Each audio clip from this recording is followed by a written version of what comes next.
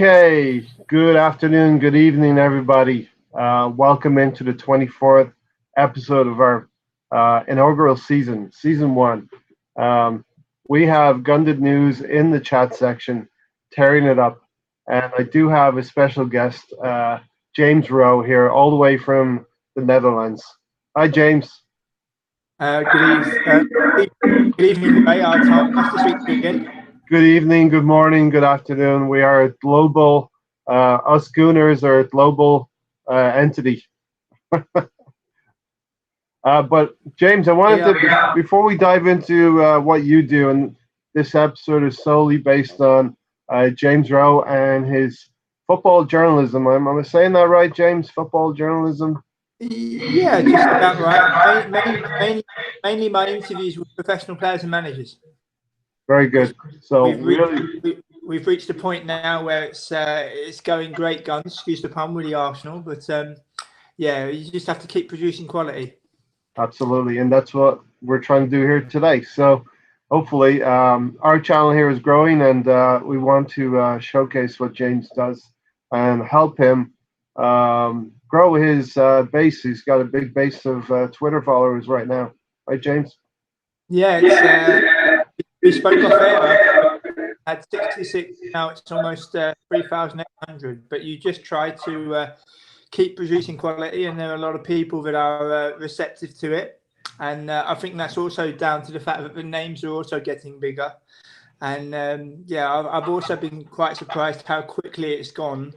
But if you just have confidence and faith in what you're doing, and you know to ask the right question, make the player or the manager feel comfortable, you can make inroads. And it's been a special 3 years. It's almost coming up to the 3 years since my first ever interview, and now we are, I think as of tonight, I think my 71st interview will be published on World Football Index.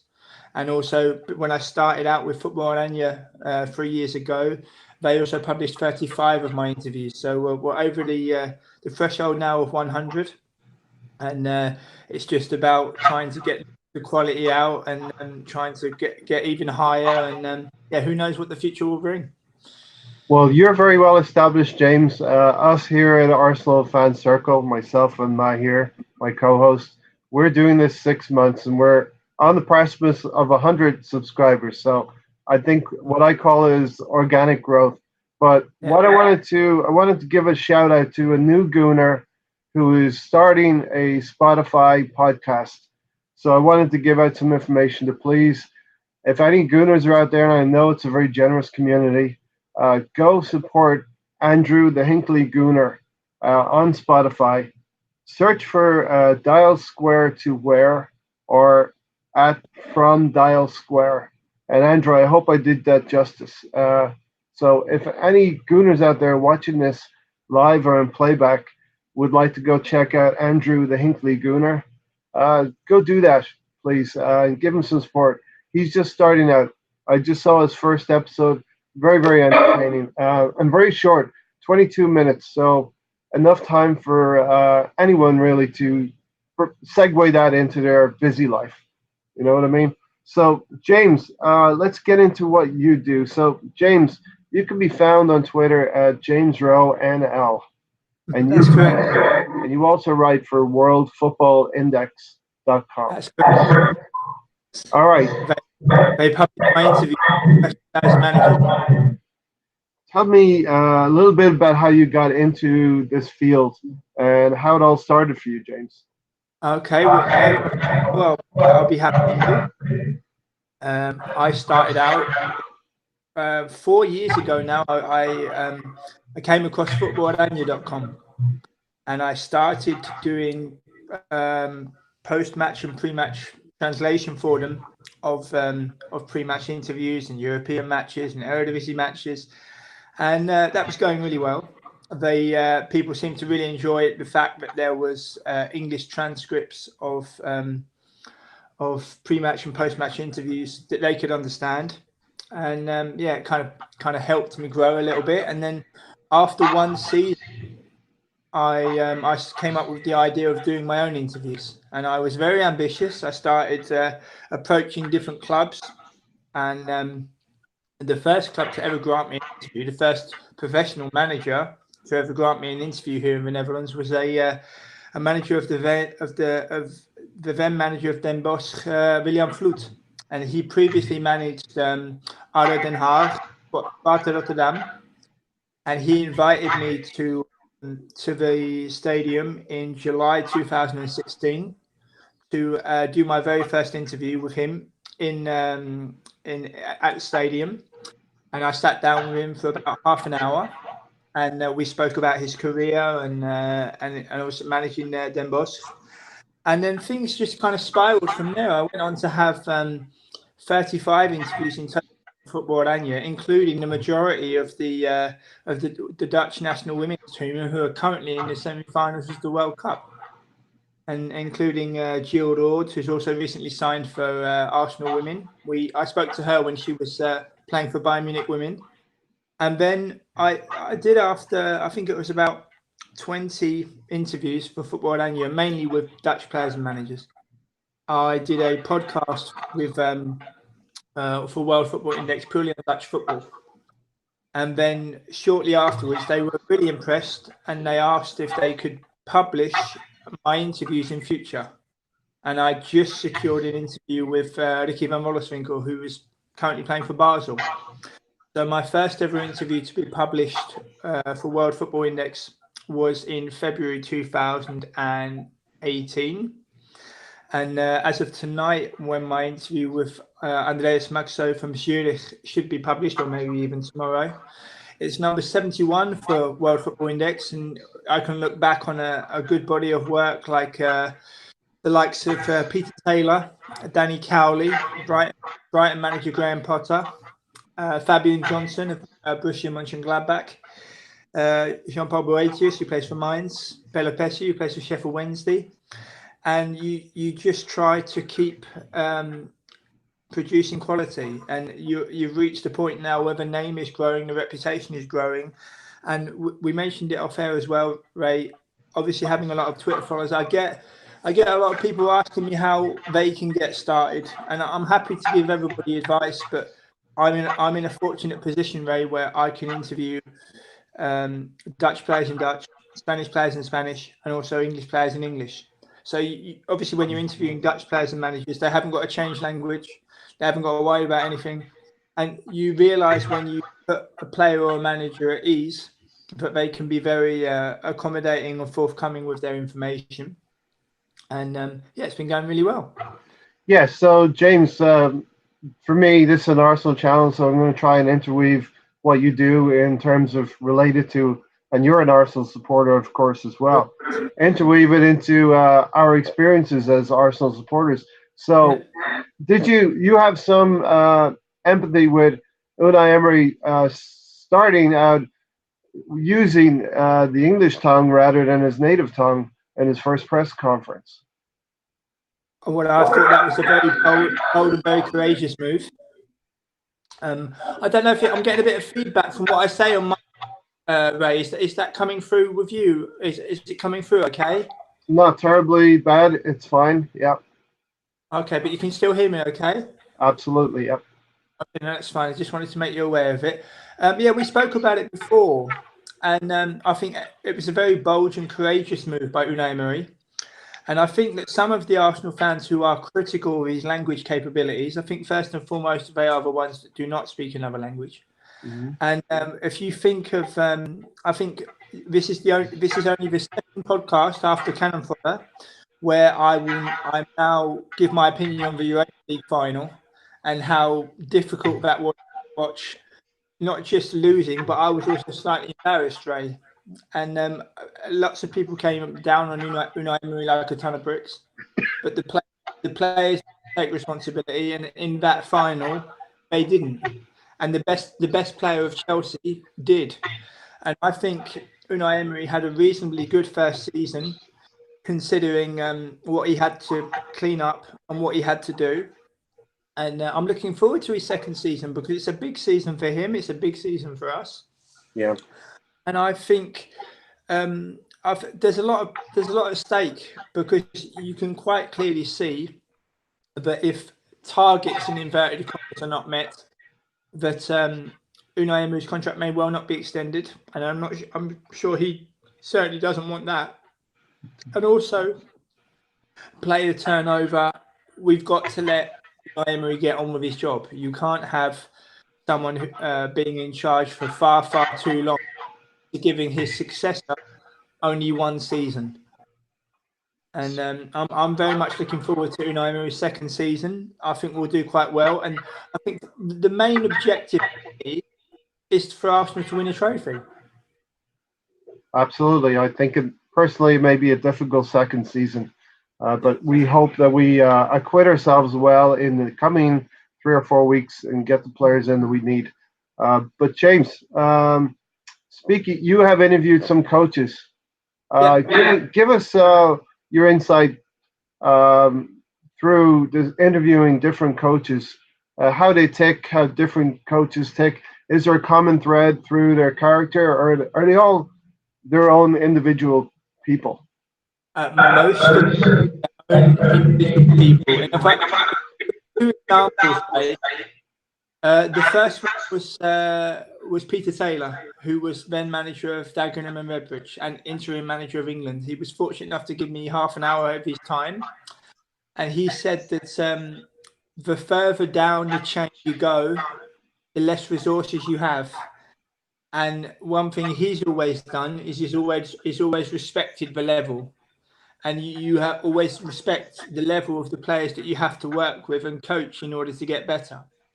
And another one was Danny Cowley at Lincoln City, when he said to me that he noticed the difference between the National League and League Two. And one thing he said to me, which I think rings true, especially with the criticism of Unai Emery, and he said the following to me. He said, when you are a manager, when you are in charge for a long time, as time goes on, you know exactly what you need. You know exactly what position you need. You know exactly what you need to work on. You know exactly what you need to improve on. And as time goes on, things get easier. And when you hear one of the most coveted managers in British football saying that, you realise that the people that are advocating for Unai Emery to leave only after one season, it's a little bit short-sighted in their cases, because I can understand people getting angry and mad that we didn't get Champions League. It's not the be-all and end-all, is it? I mean, we don't have anything to offer in the Champions League at this precise moment in time, if you're completely honest. So we're in the Europa League for a third season in a row. You would hope that it's third time lucky, but you only have to look, as I've stated on many different platforms, at the gap between the most seasoned European clubs and the smaller clubs is getting smaller year on year and year upon year upon year. And we're going to have to fight hard if we want to win in Europe, and we have to take things as they are. But with the position of interviewing managers as well, you just have to listen to what they say, and you just try to do everybody justice. And my most recent manager interview was with Declan Devine at Derry City. That won't be released for quite some time, but that's because I try to avoid overkill, Ray, in the sense of if you publish too quickly, it might not get read, it might get seen, and you want to do everybody justice. It's not a case of publishing every day. It's about getting it right. And also with the interviews I've been fortunate enough to do with Dave Kitson and Jacob Mellis, who came through the Chelsea Youth Ranks, now plays for Mansfield Town.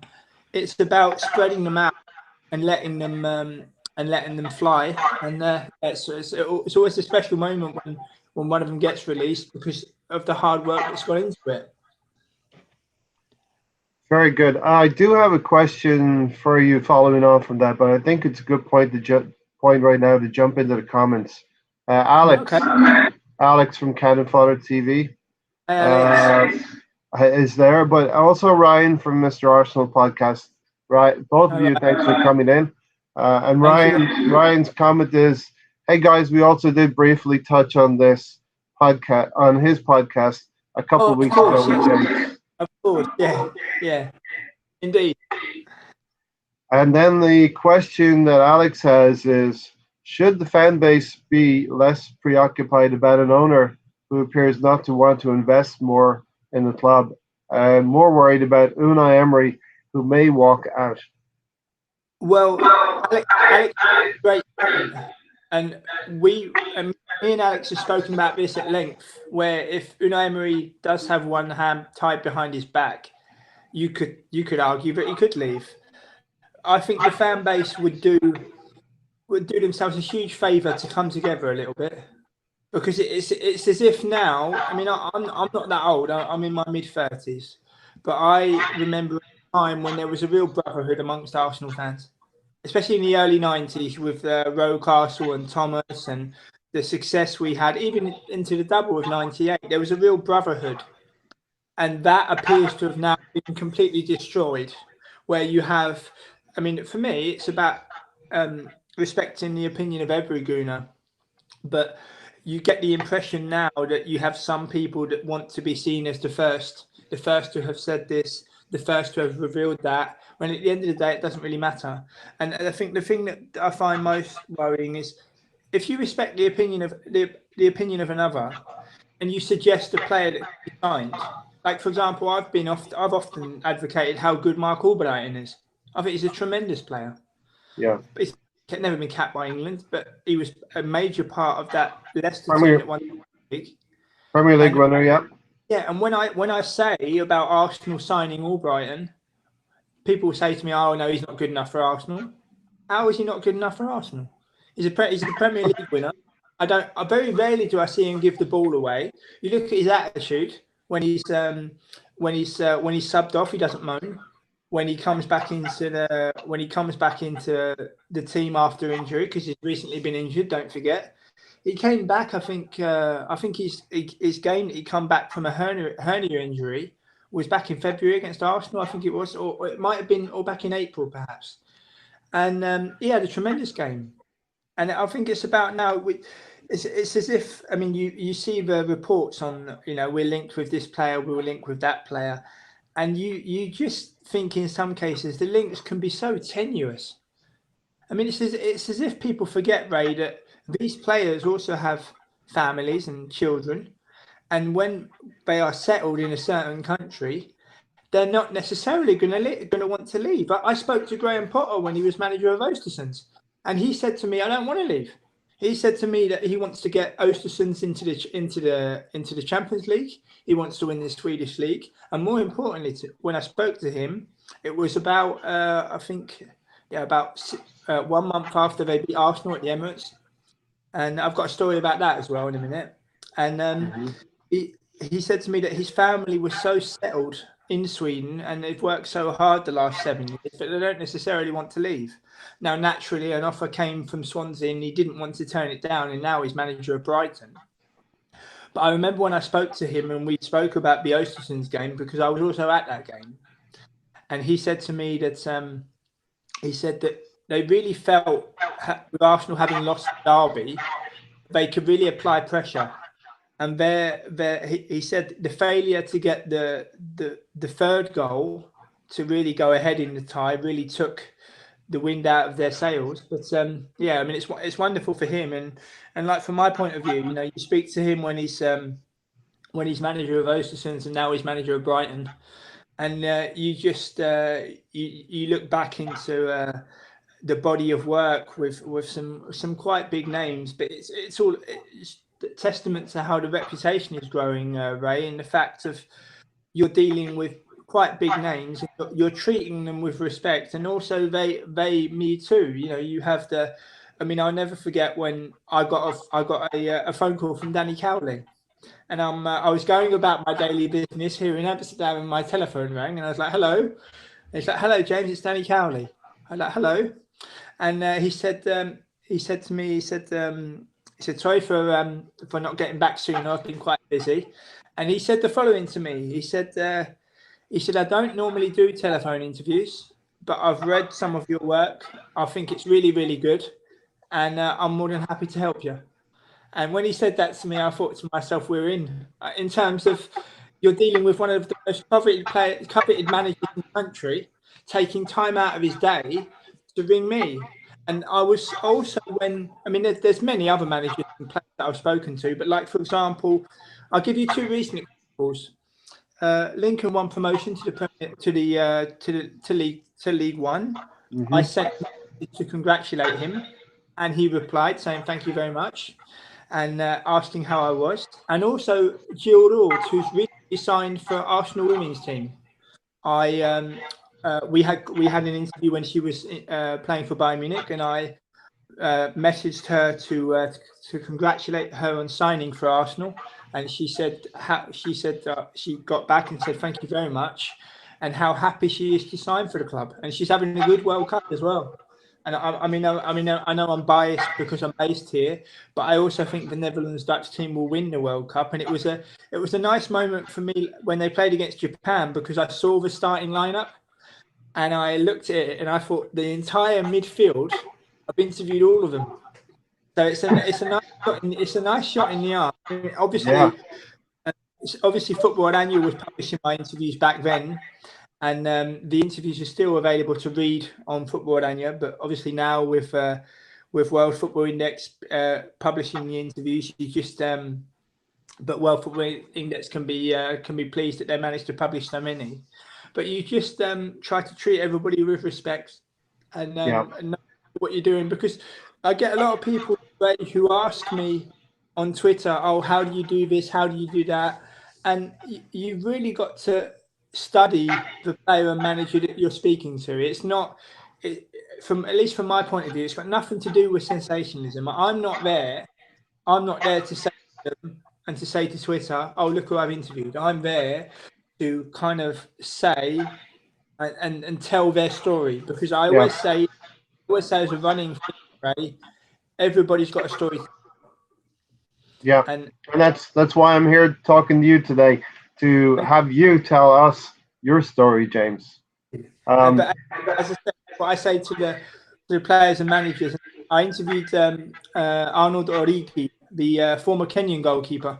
Yes. He's the cousin of Divock, Liverpool, but it was all about him. And because it was funny, because when I got in touch with him, the club was his club of Helsinki. They said, "Oh, he wants to speak to you, James, but he's worried that it will turn into an interview about his cousin and not him." I said, "No." I said, "It's all about him." And we spoke about him representing Kenya at international level, the differences between African football and European football, and a little bit on the African Cup, which is nice. But lots of people ask me, Ray, the best interview I've had and everything. And I can't pick one, because one minute you go from starting out really small to sitting in the office of Venlo manager Maurice Stein, who's now gone to the United Arab Emirates with Al Khadar. And then you have the likes of speaking to Graham Potter and Danny Cowley and recently Dave Kitson as well. He spoke for Portsmouth and Reading. And you just concentrate on what's coming. You just yes, it's great to look back and send interviews out again and retweet them when you think it's necessary. Like, for example, Basel played PSV Eindhoven in the Champions League qualifiers, and obviously Van Rollensinkel will be playing, so it'd be nice to publish that one again or re-release it if you like. But there's lots going on, and many surprises coming during the next couple of weeks. So really looking forward to it. So just to tack on to the end of that conversation, I have a question.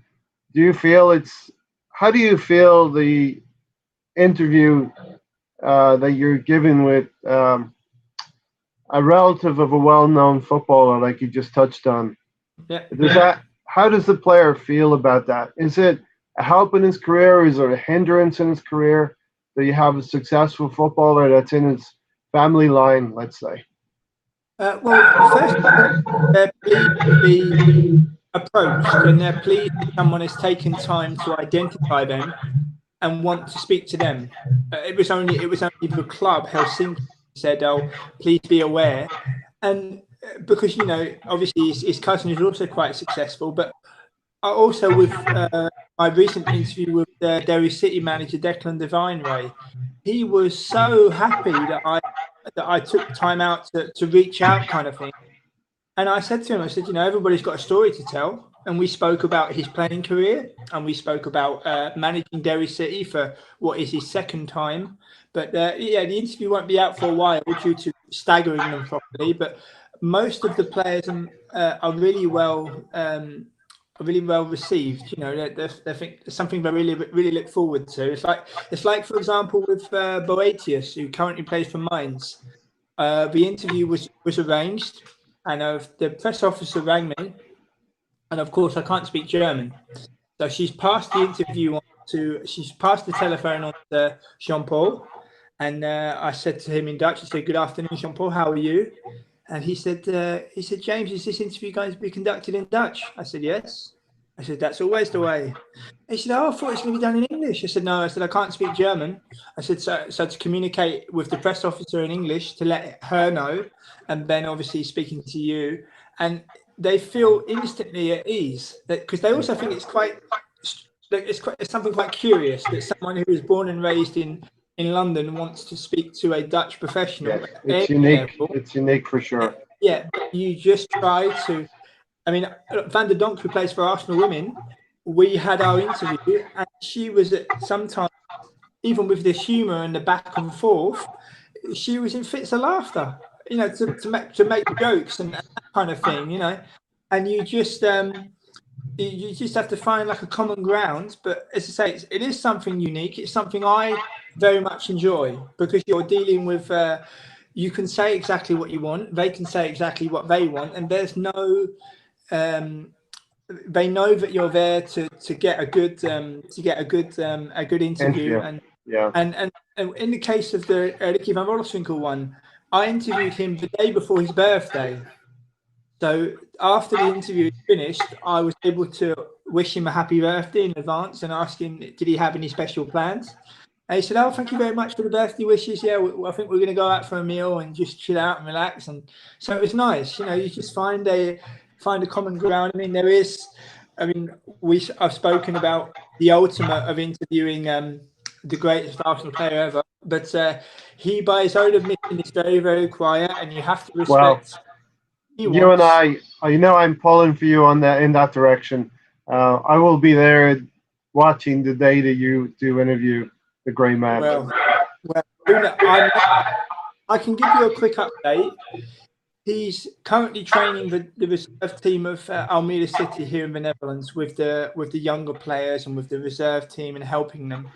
But I got in touch with the club, but his stance is very much nothing towards me. But he leads a very quiet life, and you don't hear a peep out of it. So it's about his wishes, and who knows? I mean, there's lots more to concentrate on, but who knows? But like, for example, with the you just take it bit by bit. Like, for example, this coming week I speak to a Danish player who plays for Sheriff Tiraspol in Moldova, and Nathan Adua, who currently plays in Israel. He came through the youth setup at Spurs, and you just try to stagger them, and you just try to give everything you've got. But I've recently tweeted out, Ray, but my interview with Dave Kitson, I think that could really be a game changer, because he was exceptionally honest in what he said, and we covered a few subjects that not many people talk about or don't really want to talk about. Right. So we covered that in a real professional way. So I'm really looking forward to that one, and looking forward to. I have an inkling what you might be talking about there. But I don't want to elaborate too much, because I don't want to spoil the surprise. I don't want to spoil the surprise. Well, no, it's definitely. You have me thinking. I'm not sure exactly, but that's what we want. But also as well, Ray, it's about giving people a taste of what it's about, because you get, like, for example, I got a DM this morning from a Twitter follower asking me, he said, "Oh, when is the Declan Devine interview out?" I said, "Not for a while." I said, "But you're welcome to check out the others." And you just it is also, you know, you approach clubs and you get correspondence back, and you just keep going, and we'll see what the future will bring. Hey, I've got a question from Ryan, but I'm not gonna because I'm gonna join in with Ryan. Okay, fine. And I'm gonna make it a double question. because first of all, I want to tack into what he's saying by my question first. Okay, Ryan? Hope you're good with that. So my question is, James, when you're interviewing a footballer, do you get an inkling as to their personality right away? Do you get like, this is a tenacious character, or this is a character that the coach really needs to give a bollocking to, if you know what I mean? Do you get an inkling as to their character when you interview them? Yes, you do, in the sense of how open they might be to being completely honest, how excited they are about you, or how they might be wary, for example. I mean, everybody, it's a real mixed bag. But you and also in what they say, you know, and how honest they can be. I mean, I remember when Ricky van Rollerswinkel spoke about his time at Norwich, upon which he gets immensely criticised for, and he said that, you know, he was one of 4 strikers, and they was only playing with 1 up front. And then when he went to his negotiations for the club, they're telling him all the things they're going to do, and they don't really do it. And so the honesty of players and things like that, you know, you just try to. Everybody's different, but you have to take things. Some interviews can be quite short, some can be quite long, and you just have to make sure you treat everybody the same, and you don't. You're not there to. It's not nothing to do. Some writers are very much, it's all about me. It's all about me. Look what I've done. Whereas me, I'm very much, you know, you have to read about what the player says and what the manager says and things like that. So yeah, you do have an idea, but as I say, you just have to go about your business in a professional way. So now's the time to add in the second part from Ryan.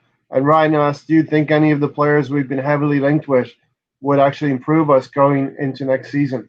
And that was kind of why I wanted to get into the psyche. If you get a feel for their psyche, surely the club who's recruiting the player, the Arsenal, know what kind of player they're getting character-wise.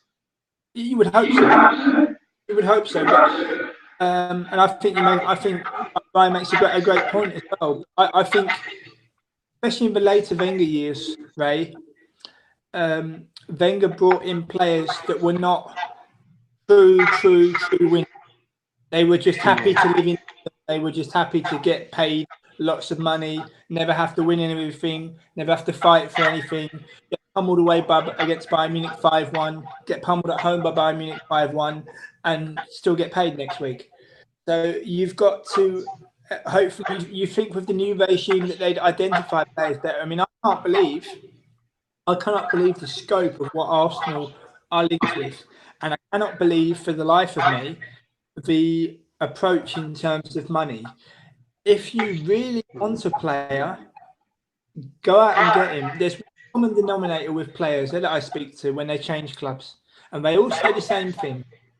They say what they say is, Ray, when a club shows that they really want to have him, and they make the extra effort to get that deal over the line, and most of all, if the player feels wanted, that can be decisive. And in the past, Arsenal have not done that. I've asked a couple of people, James, on this podcast, and even last week, I don't know if you had a chance to see Glenn's episode. We had Glenn on, and but the question is, you saw the Rowe and Unai interview? Mm-hmm. What was your take from Rowe especially?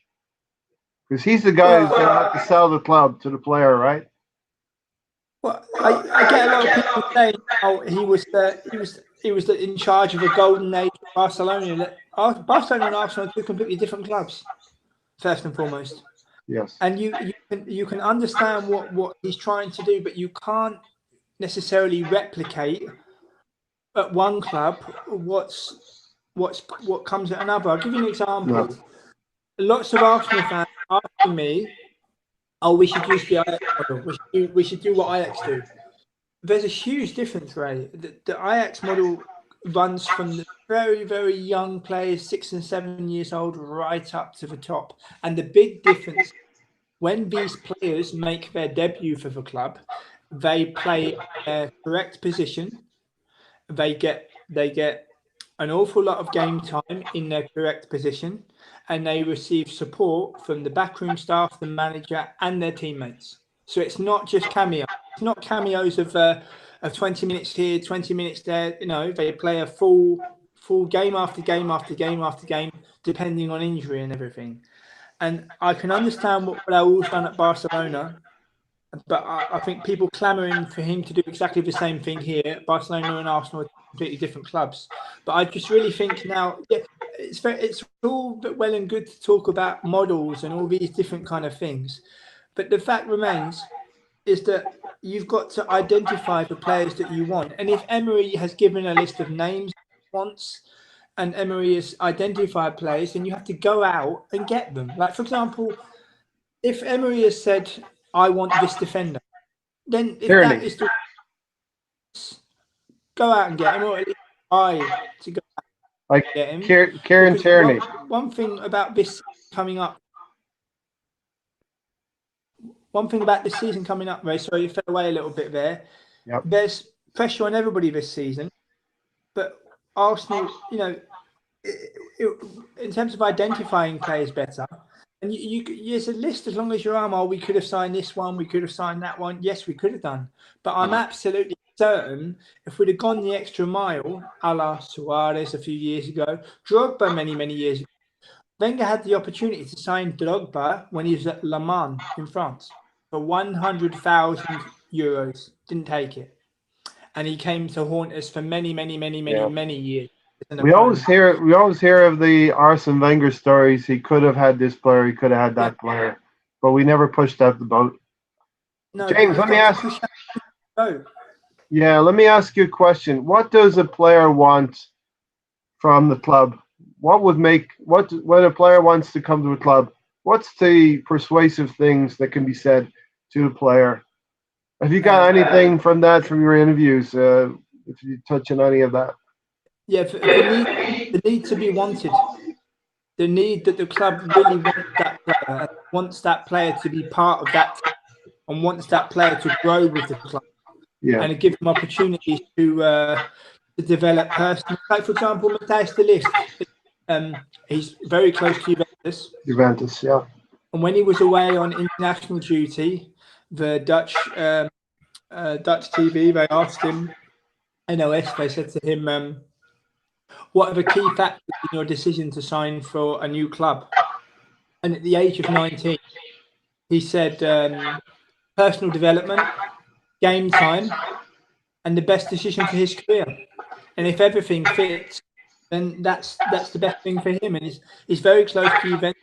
I just think with Arsenal, if you're changing models now of, oh, we're going to do this instead of that, the fact remains, if you do not identify the player that you want, and you don't get the player, you plan B and a plan C, and even in terms of formations. I mean, for me, I don't know what you think, Ray, but the biggest and most evident thing for me this season, which I don't think a lot of people are talking about, in Unai Emery's first season, but it's very much my opinion. Mm-hmm. Yes, we had injuries. You can't deny that. But I'm absolutely convinced that Unai Emery asks certain players to be tactically flexible and to do certain things in terms of formation, in terms of being aware, and all these different things. And I'm convinced that because some of them were so comfortable under Arsene Wenger that they could not do what Unai Emery was telling them, what Unai Emery was asking of them. And that was a huge stumbling block in the first season, in my opinion. I completely agree with you. And this is why my opinion is that we have not established a style of play, an identity yet, because we do not have the players that can do what Emery wants them to do. So he became a pragmatic coach last season. Yeah. I'm very much hoping he's got to tear it all down like I did. I did an episode where he's got to hit the reset button. I did a little video. He's absolutely got to hit the reset button and go with what he thinks is going to open up the whole game for him, because we've all seen the fixture list, James. It doesn't make for good reading.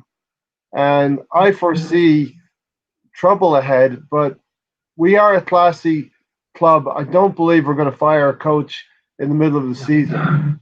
No, you can't. You cannot go. You just cannot go, Ray, from giving one manager 22 years to his successor getting 1.5 seasons. You Correct. just cannot do that. And the fact remains, the players have to take responsibility. Did they take responsibility in Baku? No. No. Did Hazard take responsibility in Baku? Yeah, I think he might have. Yeah. Yeah, and did his teammates take responsibility in Baku? Hazard's, yes. Yeah, because we didn't. That I mean, I forgot. I apologise to Ryan. I spoke about it on his pod and on Cannon Fodder as well. I think it was. So I Freudian slip, Ryan. When James. I watched that, Go ahead. First half. When I watched that first half, I was watching it with an Arsenal supporting friend of mine, and I said it's as if the players do not realise what is at stake. And then you come out second half, and then obviously Giroud scores, who it's just been described in some quarters as a lamppost. He scored 100 goals for Arsenal. Yeah, he's a very decent player. I don't think Aubameyang's going to score 100 goals for Arsenal. Well, age will count against him. Exactly. But Arsenal, this is a prime example. Arsenal needed a centre-back, and you go out and you spend 65 million euros on a striker you don't necessarily need. He was available at the time. Yeah, but that's by the by. If you don't need him, Jimenez at Atletico Madrid, we could have spent that money on him. I think we scored many goals have shown that we did need him. Yeah, but for the outset and outlet of the team, you're now dealing with the fact that he may go to Manchester United. Yes, and I'm 50-50 on that. Obviously, I don't want to sell to a rival, but I do understand he's getting over 30 years old. His resale value will diminish shortly. Yeah. But also, does he want to commit? I mean, you've got Lacazette and Aubameyang and Ozil behind them, and we finish 5th.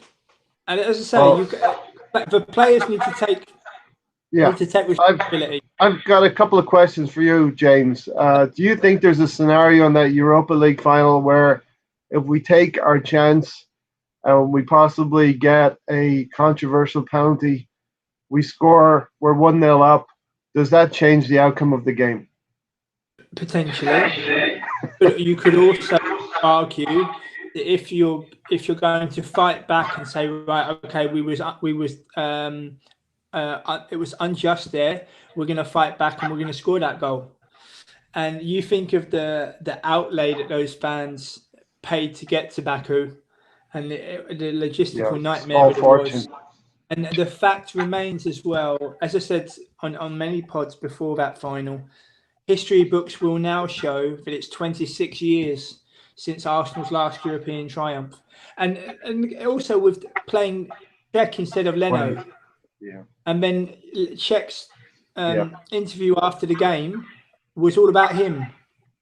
You've just lost a European final. Why should it all be about you? You know. And so I'm not saying that Unai Emery is infallible. Yes, he did make mistakes, but I think it was a real coming together of believing in players that were not quite good enough, and making the wrong selections, and more importantly, the players not taking responsibility. I was convinced we was going to win that final by hook or by crook. I think everyone was. We were so confident. Yeah. Mahir and I did a watch along, and it was just like a lead balloon at the end. Yeah. We were very depressed. Do you think if last year I call last year a season of discovery for both the coach and the players, do you think Unai Emery can learn from his mistakes next season? Yeah, I think he will, but he's got to be ruthless, Ray. He's got to be ruthless. We've talked about this. Because if targets are not met, his contract extension won't be triggered. Mm-hmm. And then you're dealing with people saying, "Oh, bring in this one, bring in." Okay, fine. If you dispense the Unai Emery now and you bring in somebody else, and we don't achieve Champions League football and we don't win anything, what then? Players need managers need time to get their ideas across to players. I'll give you an example. I interviewed the manager of Feyenoord, Maurice Stijn. When he arrived at the club, his words were the following: "When I arrived at the club, there were players in the squad that were not conducive to winning, so I had to get them out." He managed to get them out over the course of one season. The following season, they finished second and narrowly missed out on the promotion playoffs. And the season after that, they won the league. And so a manager needs time to get his message across, and he needs time to get the players in that he wants. And the transfer window has still got a bit of a way to go. I can't believe the reveal videos like that. It's like a computer game now, isn't it? Yeah. Question in the comments, James, from Ryan, Mr. Arsenal Podcast. Also another question to James. How is it go down in Holland that the women's team has reached the World Cup semi-final? Proud. Very proud. Everybody's feeling proud. And I stated before the tournament started, that I think they will win it. They had difficulty against Japan, and also in the opening game against New Zealand, which they just about won. There's a real togetherness in that group. There's a real togetherness of players that want to play together. It's like being involved in one big party. And they've got a game against Sweden on Wednesday, I believe, which the whole country is going to look forward to. And then obviously how good the United States are.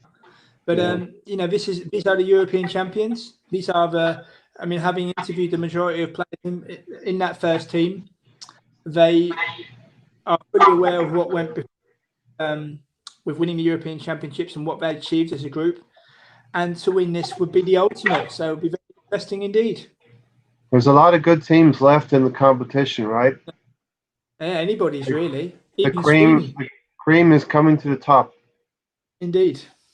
So we touched on Matthias de Ligt going to possibly Juventus. Yeah. I'm starting to see them as possible favourites for the Champions League. Potentially. The players, you think of all the players they've got in-house now, including our own Aaron Ramsey, who's still an Arsenal player right now. Yeah. Leaves for nothing. That's a sore point. Which is a bit of a sore point. But it's, again, you reap what you sow a little bit, don't you? And Mahir likes to call the butterfly effect, the ripple effect. We're feeling it a season or two afterwards. Yeah. Well, unfortunately. I think I stated that Matthias de Ligt would go to Juventus, and lots of Dutch fans are saying, we're not really so sure because it's not Barcelona or it's not Real Madrid or it's not Premier League. But, if you think what he's been offered and the opportunity he has, I think Spain can wait. England can wait for him. But I think Real Madrid with Hazard, I think they'll be in with a chance of the Champions League. And this is what I mean about, it was as if Arsenal fans just wanted Arsenal to win it for the commercial and for the money and stuff, when ability-wise, Europa League is our level at the minute. We've got to accept that. Yeah, but we were just 2 points away. I'd rather be in the Champions League and get. I know. We would have done okay. Not great, but okay. But by the same token, Ray, losing to Southampton, drawing with Brighton, missing a penalty in the North London derby, losing to West Ham, and these types of things, they have ensured, drawing away at Manchester United when we should have won, they have ensured, these results have ensured that we did not get top four. Let's look at what we did last season. We beat Tottenham at home, we beat Manchester United at home, we beat Chelsea at home. Yeah. Pretty decent against the top six. Yes, at home, yes. Absolutely. But there's those draws. We should have closed out at Old Trafford. We should have won that game. Possibly should have gotten something from Stamford Bridge. Yeah. And Tottenham. But the Tottenham one. That hurts. I can't believe that hurts, because if you are a real, I mean, yes, Aubameyang is a very good player, but if that's a Griezmann or a Suarez or a Messi or a Cristiano standing behind that ball ball goes in the back of. And that's the difference.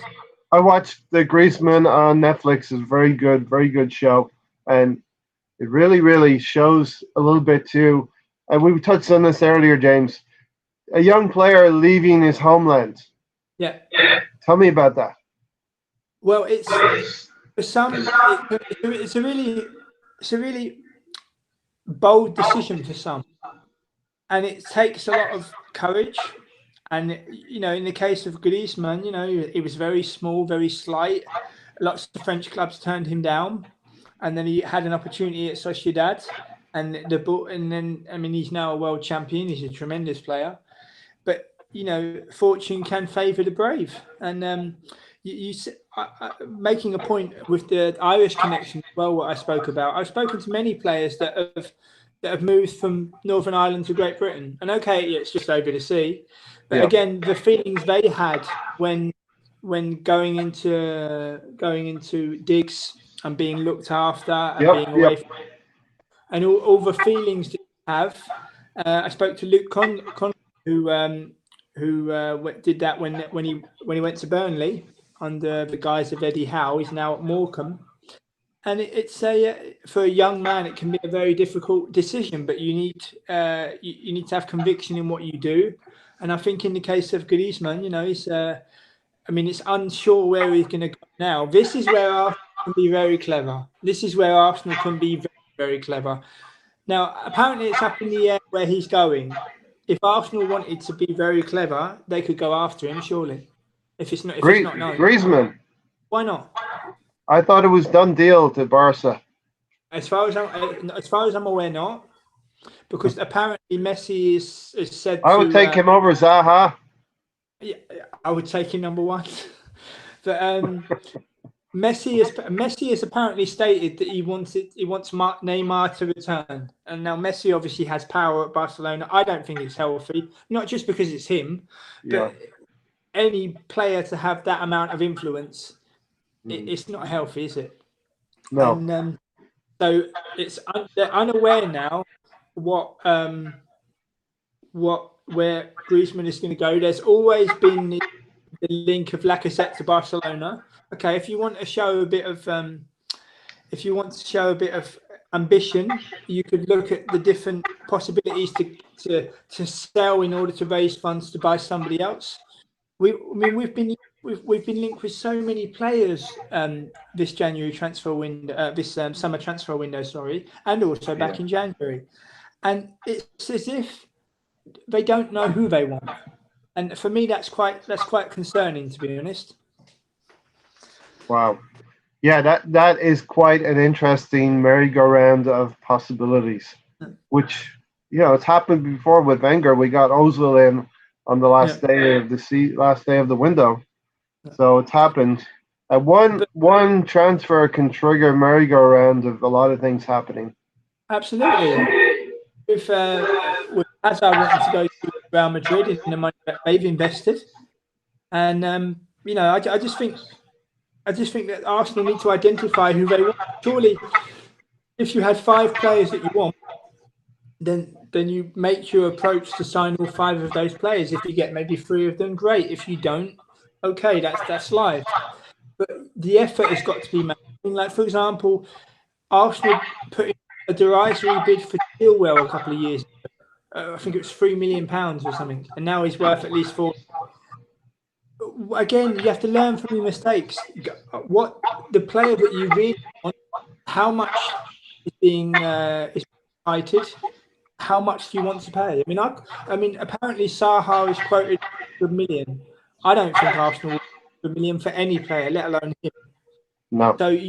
So if you're trying to get rid of the dead wood in the squad, then offer cash plus players. Try it that way. Yeah, there's something which Glenn talked about last week as well. It's a unique approach. It's something that could happen. Absolutely. Yeah, it's a sensible approach as well. It's a sensible approach to get rid of maybe Jenkinson or Chambers or something like that. I think with the age of Zaha, I would prefer Thauvin Marseille, but that's just my personal preference. But you see that the prices are becoming eye-watering now. And Arsenal's record signing is what is Aubameyang, and you just you can maybe see them topping that, but never in the range of 100. I can't see that at all. Well, basically, at 100 million is get lost Arsenal. We're not selling him. We've got 50 million already in the bank from Wan-Bissaka. But if they say no, then you identify somebody else. Don't go messing around by going, oh, maybe we'll go back in again. If the final word is no, then you move on to the next player. And like, for example, I watched 18 games live last year. Obviously, 10 of them were Arsenal games. Yeah. And I remember watching Arsenal play against Rennes. And number 14, Benjamin Bourchiot, who plays for Rennes, he would be a good signing. But because he's not named, people go, no, I don't want him. He wouldn't break the bank to sign someone like him. Well, they won a trophy. They won the French Cup, last season. And they were very lucky. I mean, they hit the post when they came to the Emirates in that 3-0 win that just about got us over the line. Yep. I watched him in that home game. I watched him in the away game as well. I think he's a very good player. I guess this is what I mean about identifying players better. I think Bourchiot would be a very good signing. I also think Tagliafico, Ajax, would be a very good signing, even though he stated that he's staying for another year. So you've got to cast a net wide. Hermoso at Espanyol, again, a very good player. A player we've talked about. Yep. It doesn't have to be a huge name. I mean, Alex was saying on the Cannon Fodder pod as well. Turn to youth. So identify the players that you want to buy and mix it in with the youth to create a real core. I feel we're absolutely going to do that this season. This coming season, we're going to see 2 or 3 of those players, because tying into what I talked about Emery earlier, his job is on the line. He's got to start introducing some pace, some enthusiasm into that forward positions, especially. Well, one thing I will ask before I go, Ray. One thing I will ask Arsenal to do is what they do here at Ajax when a young player comes in. When a young player comes in and plays his debuts for the club and plays games, they give him complete support. They cheer for him. They give him support. They sing his name.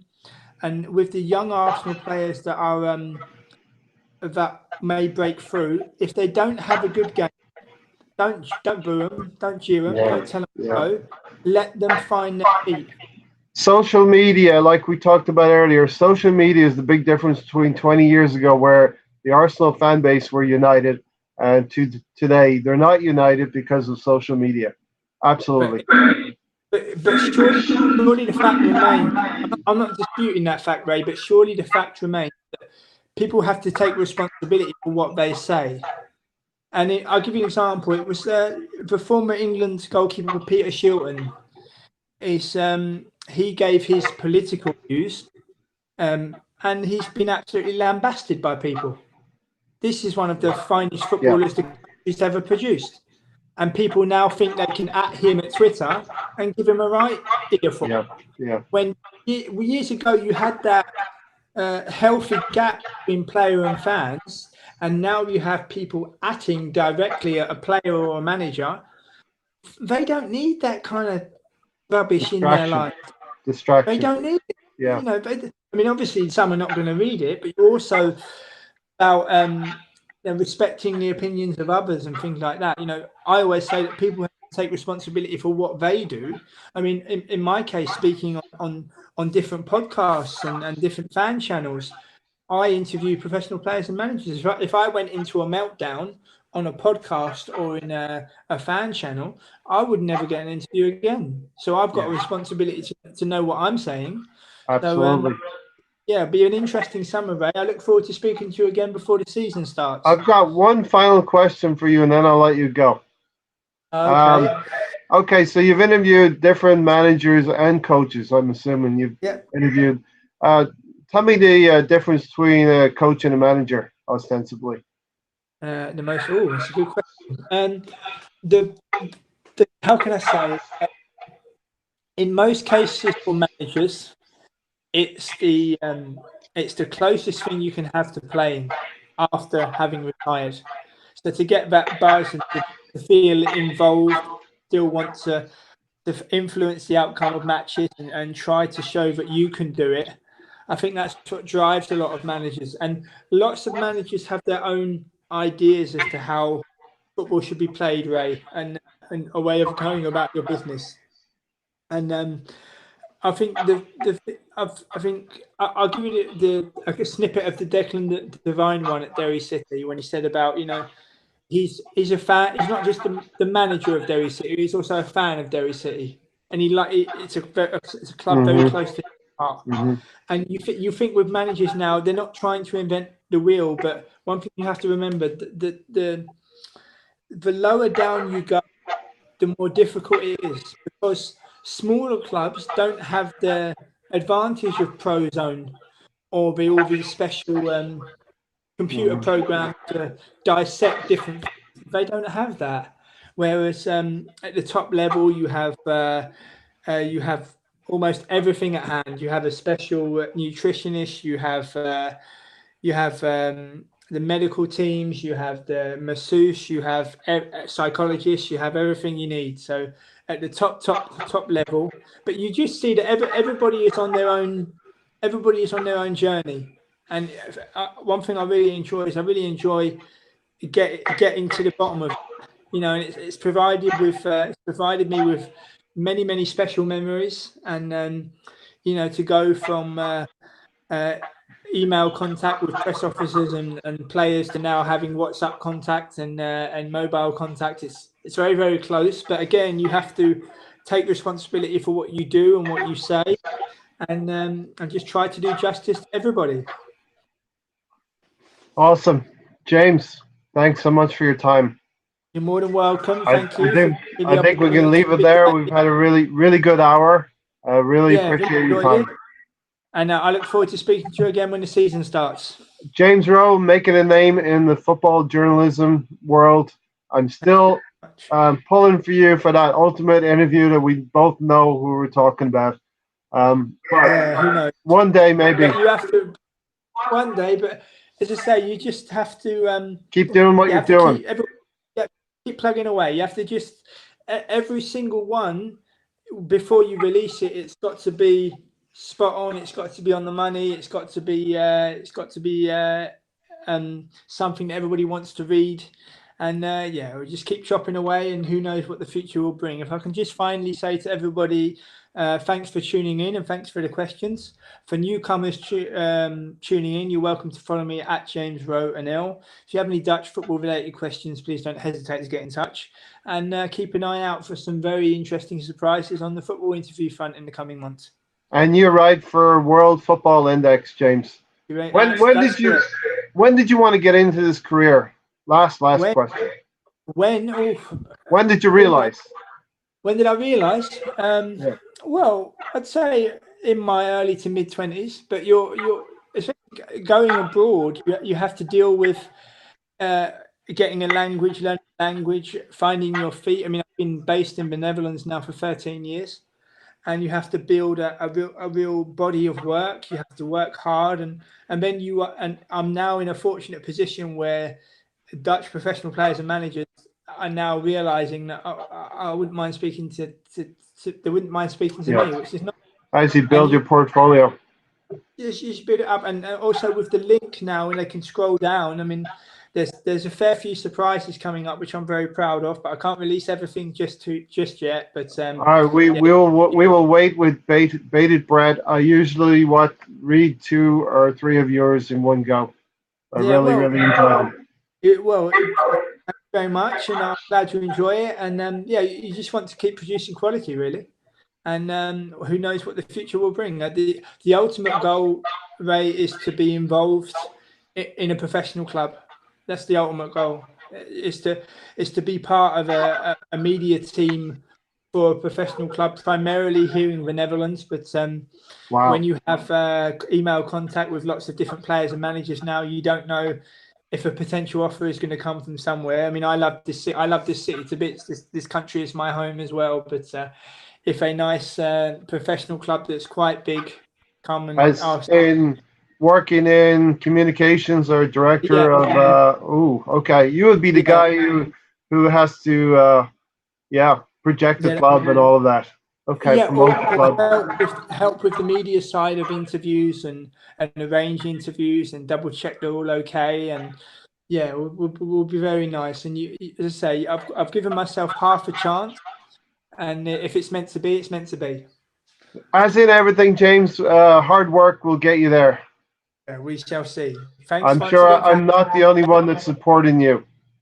There's Thank a you lot very of much people. for the support. Very much Know appreciated. that there's a lot of people behind you. Sometimes I get even a little bit overwhelmed thinking I'm up to 86 subscribers now. So that's a lot of people when you think about it, but I try not to think about it. You know, the pressure. Yeah, you also offer something different in a small space where lots of people are trying to get heard. If you can offer something different in terms of tone, in terms of pace, in terms of a different pod, then you know people will be conducive to it. So you and your partner are also doing a very good job. Yeah. Like Richard said to me before, Richard from Arsenal TV, just be yourself and people Yeah, will come to you. absolutely. You know, He's also doing a good job. So he's also doing well. But as I say, so everybody's generous with their time, and everybody wants other yeah. people to do well. So I look forward to speaking to you again before the season starts. Yes, James, as always, I've taken you too long. I do apologize. I appreciate your time. Love speaking to you, and we will have you on again later in the season. I do understand your work commitments are getting greater and greater. Yeah, but we'll try to find the time at the very least. I'll Yeah, speak to you again before the season starts. all the best, James. Thank you. Thank you very much. Take care. Bye-bye. Bye. Bye. So that was James Rowe. Follow him, please. Check him out. He does some very interesting interviews. James Rowe, NL on Twitter, and he writes for Football World Index. Hey, I hope if you're watching this live, you've enjoyed this show. We try to switch it up a little bit once in a while, do something different. So we went from Glenn dropping F bombs last week to James and a very, very nice structured interview. Of course, we loved Glenn as well. He's just such enthusiasm from Glenn and just delving into what James has done. So we strive, Mahir and I strive every week to give you guys quality content, and we really, really hope you enjoyed it. That has been the 24th episode of Arsenal Fan Circle in our first season, the 24th pod that we have done. I hope everybody enjoyed it. I'm going to be reaching out to a new guest next week. I already have you in mind. Who that will be, I will reveal to them through the week. But really, really appreciate everybody tuning in again. Our channel is growing. We're 86 subscribers. I hope everybody's enjoying it. Drop something in the comments if you want us to talk about something that we have not touched on yet. If you feel like there's something that we're not touching on, you would like to have talked about, we would very, very much appreciate that. Thinking about also maybe having a live phone in at one time as well. So I wonder if you guys could drop comments down there. Let me know. Let the channel know what we can do to make this channel even better and greater and appeal to more people. But for now, this has been the 24th episode of Arsenal Fan Circle. If you're new to the channel, you're watching this on playback, watching this live, and you're new, you haven't subscribed yet, join the first team, stake your claim, and hit that subscriber button. And also, one thing, I don't like to beg for this, but it really helps if you can hit the like button as well. It does help the channel to grow every week. So we are growing. Hopefully, you can get us up to over 100 subscribers by the time the new season starts. And yeah, let's not panic yet. The kit launch is tomorrow, so things are going to happen. I'm predicting the Kieran Tierney transfer will get over the line very, very soon, and then we need to get a centre back. We need to get a midfielder, and I think Unai Emery needs to open things up and play some of the younger players as well. We have dynamic young players who can come into the team. So Gun the News, Mahir Abrams, and I, we love all of you. So thanks for coming back and watching another episode. And without me rambling on too much, I'm going to leave it there. And we will see you next week for the 25th episode. This is Arsenal Fan Circle out of here.